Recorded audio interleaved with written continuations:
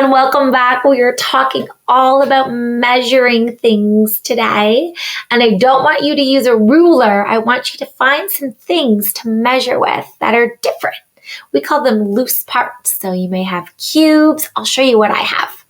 Check it out. So I have a whole bunch of beads that I'm going to act, and they're going to be my measuring cubes today. Woo!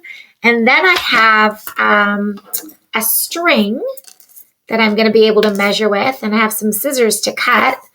And then I have a stick. So if you want to go outside and do this activity outside, it'd be really cool to use nature as well.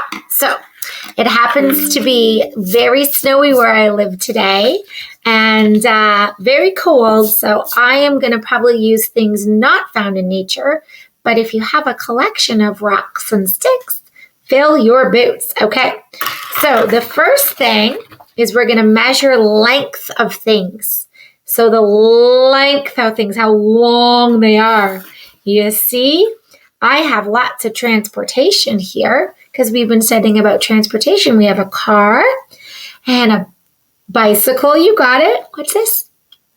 A motorcycle, a dump truck, and a really fast boat that I would like to go on. Okay, so the first thing I'm going to do is I'm going to use my counters.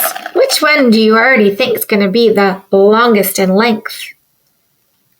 Did you say the boat? 1, I'm going to do the bicycle first.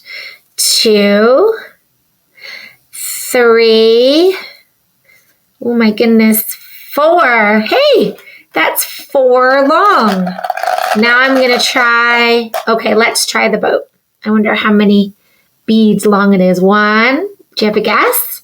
2, 3, 4, oops, that one ran away. 5, 6, goodness me, 7, I need more. 8, 9, 10. Holy, wow, look at that. You're going to keep going until you measure them all. If you decide to use something different, you can clear off your sheets. Maybe you can use string. So when we use string and scissors, we have to be careful. So maybe you might need a partner. This one's frayed at the end, so I'm just going to cut that off before we work with it. There we go. Let's see about my car. I'm going to mark it with my thumb there. This is how long my car is in my string. And then I'm going to keep going and going and going. So I have all different lengths of string. So that's the first type of measurement is length, long. The second word that we've been talking about is height, how tall something is. See how these are a bit different? You can get them up. Now this string for this helicopter is way too long. So if you're going to use string, you have to cut that down.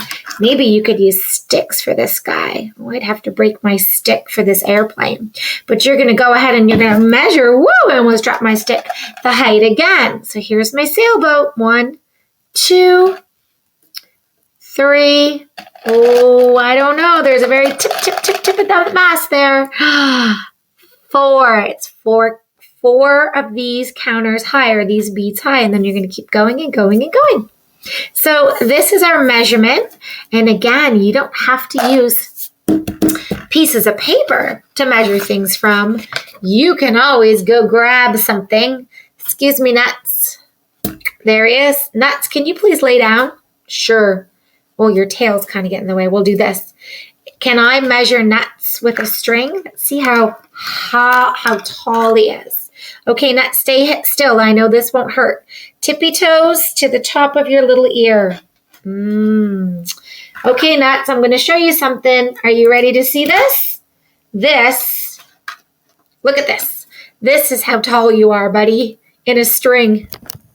Look, that's how tall you are, Nuts. What do you think? So you can go on a length and height activity by using things around the room and using different things to measure as well. So much fun. Have a beautiful, fantastic time, and I will see you soon. Bye.